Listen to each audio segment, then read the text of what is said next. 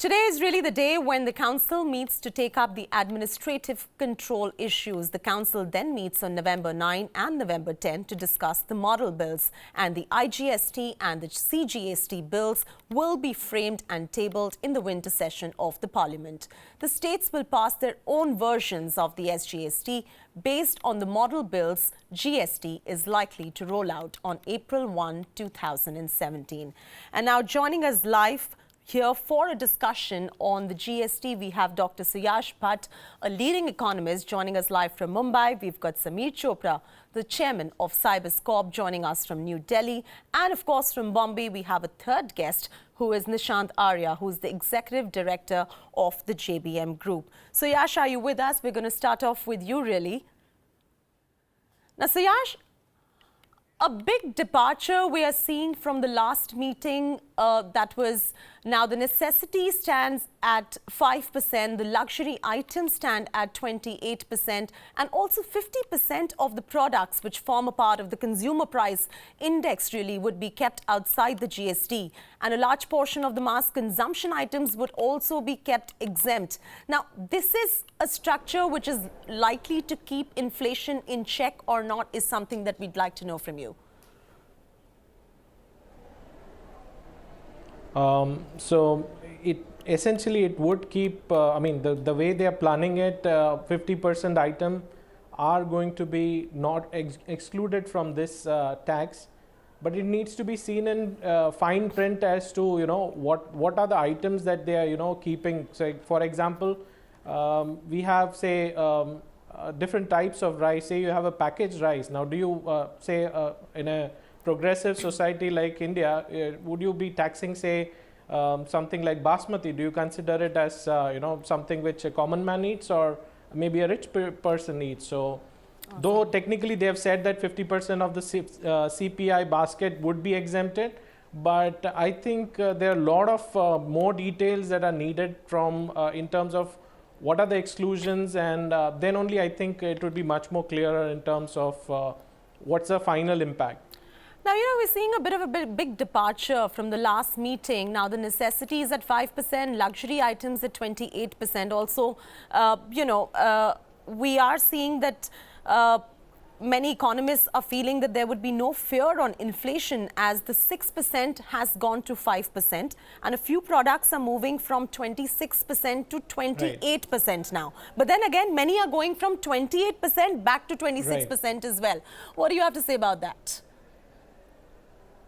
Right. So, they again, if you see the classification in terms of finer print, you would find that from 6 to 5 is a good move, but it is more to probably make it simple. Because there are many states which have a VAT which is tuned to 5%, and that's why they have made that's a common consensus to which they have come up with.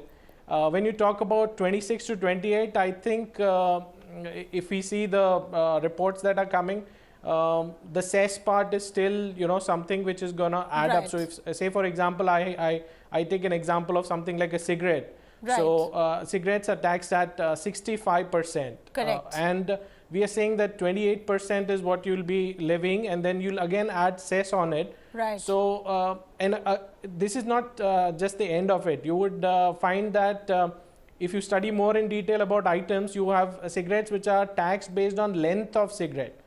So, it's really to be seen as to, how the finer print comes in.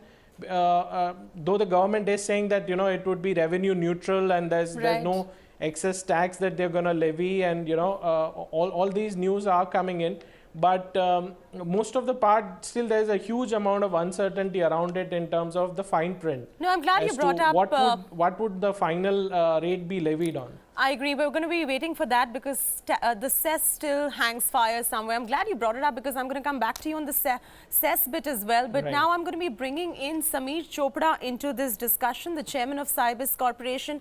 Sameer, the CII, which is the Confederation of Indian Industries, has recommended that these 4 slabs need to further consolidate into one slab or probably 2 slabs as well. Do you think now that is required, this kind of consolidation from the 4 that we're already seeing right now? We had Ketan Dalal yesterday who said two should be looked at as proper slabs and the other two are mostly outliers. What is your opinion? How is India incorporating, reacting to this? And would you say some sort of consolidation is required further? So, Chaiti, firstly, I completely believe that the first step in terms of building 4 slabs was, a great move forward. But having said that, you're absolutely right, in what Chetan mentioned, that the outliers need to be removed. I think there is scope for confusion, for interpretation and misinterpretation in terms of the slabs that are currently there, and what classification of goods moves into what, and whether what is luxury, what is not. So I believe both the outliers need to move out. Essentially, the taxes that the government is going to collect, while things are going to be very simplified, and the taxes that they're going to collect are going to be much higher than what they are collecting today. The good thing is that there is an opportunity to pass the benefits out to the market and the economy, which is already so sluggish. Right. And specifically, if you look at even the F&B industry or the real estate industry, both of which I'm so closely connected with, Right. I see that the opportunity to give us a flip start or a re-flip start, if I may say, to the real estate industry. There is an opportunity with items like cement, etc. The price is going down, or for resale of properties. That the GST, the incidents not being there.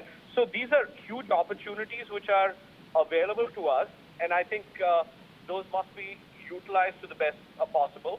But the other is also in things like, for example, if your pricing or the costing on a or the tax incidence on a hamburger, for example, at Carl's Jr., if I say on a burger versus Right. pork that I might be selling, the incidence is going to be different, and therefore, the cost in certain places the customer is paying more, in certain places the customer is paying less, and I don't think that is going to be helping the economy, and definitely the outliers should be moved out. Oh, so India Incorporated, they're coming in and saying that, of course, this has been a bit of a mixed bag for most companies. So, Sam, are you trying to say that the ease of doing business in India is really not something that we've achieved through this kind of a rollout with these 4 tax slabs conspicuously? So what I'm saying really is that the ease of business is definitely going to come in with the GST. It gets more transparent. Globally, companies get more confidence in investing into India because, you have a much simplified Much simplified than tax what we used to structure. have earlier, which is Absolutely. more fragmented. But the Yeah. point is that, so this could be, all I'm saying is when you're going in, when you're taking the elephant through the needle, might as well get the tail out as well. Right. Sam, stay with us. I'm going to go over to Suyash now from Mumbai. Now, this whole cess bit that you just brought up right now, this is being frowned upon by everyone, including the professionals, including the industry, including, of course, the makers of the luxury goods as well. Now, does this somewhere not go against the entire philosophy and the entire rationale of why the GST is being introduced in the first place? I mean, how does having cess simplify and rationalize the regime? Right. So to give a context to this, so first the GST as a move is a landmark one, and everyone expected that you'll have one nation, one tax, Right. and everyone was happy about it. But the challenge is that the revenue now would be collected by one authority, and that authority, if it happens to be center, then the state loses power. So now you can't have a state in a federal structure. You can't have a state not collecting money or probably relying on center to give them some kind of reimbursement. So that's why I think multiple structure is being evolved. But then I'm not too sure whether it simplifies the matter or it's complicating it, because the more we try to make more stakeholders happy, the more we are making the whole process too complicated, whether it's even the assessment part. So who's going to finally take a call whether a particular, what is the jurisdiction that we are talking about? And so what I'm trying to there's say a lot is, of ambiguity that has right, come in, and I'm sure it would be. what I'm trying to say is that would it not be better if the cess and the surcharges were subsumed under GST instead of the additional rejoinder that we are seeing right now? I mean, of course, I understand that the cess is really being imposed to create a fund for compensation to states, which is estimated to be about 50,000 crore rupees. I mean, in that light, don't you think the consolidation of it within the GST would probably help? And that's probably the decision that the GST Council really needs to take when they meet next. That is something which everyone was hoping, and that's what everyone would want to happen, because when we talk even about 50,000 rupees part, so the finance minister gave a simple arithmetic that 29% of the money that is collected goes back in refunding the states kitty who are having a revenue loss. So technically, if I have 1,72,000 crores of tax collected, 50,000 crores would be used to fund the state's kitty, and that's the rationale which was given, and that's why probably a higher rate was not recommended by the government. But just by going ahead with the cess, I'll give you another simple example on this. If we talk about cess again, are we talking about, there's no clarity on this, are we talking about different states having different kind of cess on a same commodity, or is it going to be item wise? That is, if it's luxury goods, we keep it say 40% or 45%, and if it's maybe sin commodity or a sin good like maybe tobacco or something, you keep it at 65%. So some states may wanna go with that logic. Some may not. Like for example, you have a state like Gujarat, which probably may not be benefited by having a higher sin tax through cess, because probably the amount of sales that you're looking at is probably too less, because you don't have those commodities being sold. So how exactly is it going to be benefited to states in terms of bridging the revenue loss that the states have? That is also something which is quite questionable, because there are many states who don't who are not so progressed, and they probably would not be able to levy those kind of cess, because probably simply it's a GST is a consumption based tax, and probably that commodity or service that you're talking about is not at all consumed there. Then how what's the rationale of bringing a cess just to fund certain states deficit? I'm glad you mentioned that GST is really something which is a consumption based tax really. Now this is a question to Sam and Suyash, both, whoever feels comfortable asking. Do you see the government getting tempted really to broad base the 28% slab? Because if that happens, it means it's bad news for the end consumer, mainly for consumer durables. You've got cosmetics and many such items of consumption as well, which will probably have to bear the brunt of 28% slab. So actually, when it comes to 28 or 28 plus % or sin tax, as we are saying, to my mind, like I mentioned earlier, the outliers, are the ones that we should completely take out of the system, because, whether it is, frankly, even 5%, if both 5% and 28 plus cess need to go out, because luxury, when it is defined in detail, or when sin goods are defined in detail, anything could be looked at luxury. We have a common saying that, what is a necessity for somebody might be a comfort for another, and what's a comfort for somebody might be a luxury for another. So, it leads to subjectivity, and I think that's the biggest thing. Now, to me, for a person like myself, eating a burger at Carl's Jr. is something which is very natural, and I would like to eat it on a regular basis, and that's comfort food for me. But on the other hand, for a person who may not be as well financially endowed as myself, it might be a luxury for him. And for somebody else, he doesn't believe in burgers, and they think it's trash food, and they only eat in fine dining restaurants. So it's very subjective. And the same goes in, for that matter, in real estate, because what is affordable home and what is a luxury villa? It goes by definition and presentation, and not by where it is situated. It's how opulent the property is. So if I'm selling a property at Remax, I would obviously want to, have the same level of pricing and the same level of taxes, and I don't want to suddenly be encountered with higher taxes because this is a more opulent home or this is an affordable home because of the land that it is situated in, and not because of the luxury that it has within the walls of the house. Well, then we can definitely wait and watch and hope that the government does not really get tempted to broad base that 28% that we are talking about. I mean, if that happens, of course, it's very bad news for the end consumer. So now a seamless national market. That's the whole idea why the GST was introduced in the first place. Now, businessmen like you who are bringing international brands on a daily basis to India, and you all have already very successfully brought them in India, do you think they are now looking at India in a much better light in terms of ease of doing business, or do you think they still feel that this is a bit of a complicated structure with 4 slabs with an additional cess on the 28% slab as well? How are the international players and the players who are looking to invest in India looking at this reform at this point of time? So, Shaifi, as far as international players are concerned, at this particular moment, each at least the brands that we are working closely with and those that we're trying to bring into the into the country as well, they are, they've embraced GST, and they've been very excited with the fact that there's going to be unified tax system for indirect taxes in the country, and that's something which is very, very excitedly looked at.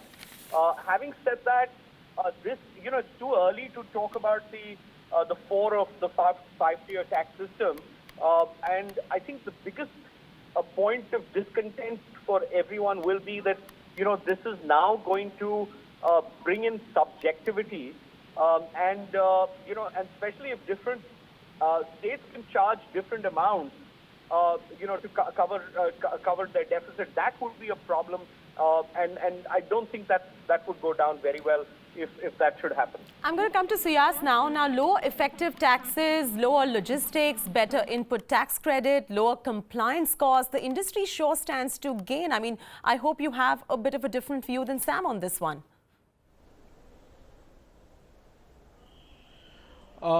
Yeah, so industry would be benefited from it, provided there's clarity. So there's a lot of clarity needed in this because lot of subjectivity, as Sam said it rightly. So I say, for example, if we have 5% that has been levied or on certain goods, these chief secretaries are going to actually list down items which would be falling into that category, and based on that you would be deciding what falls in it and what doesn't fall in it.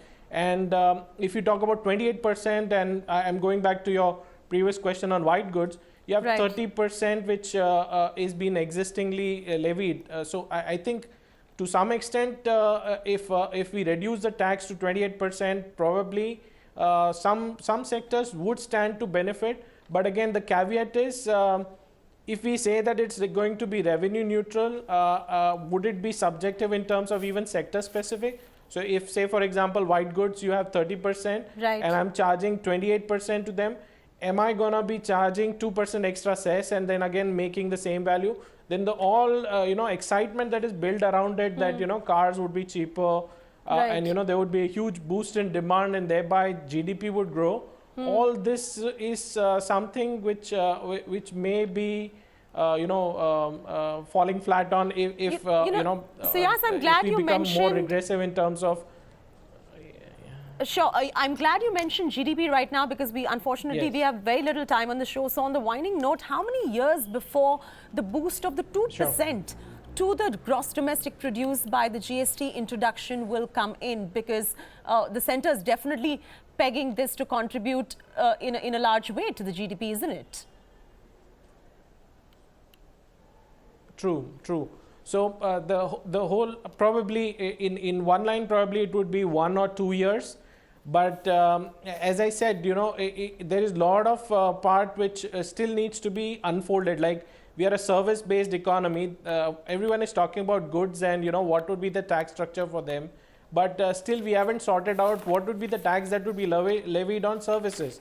if we are existingly at 15%, if we make it 12%, definitely consumption would be boosted, and you would have a huge, demand spurt, and that would translate into the growth in GDP. Same applies to even manufacturing. Certain categories, if we are living at 30%, if we bring it down to probably 28%, or in certain cases where it is 25%, if the tax rate goes down, it would in turn bring down the prices, and probably the consumption would boost.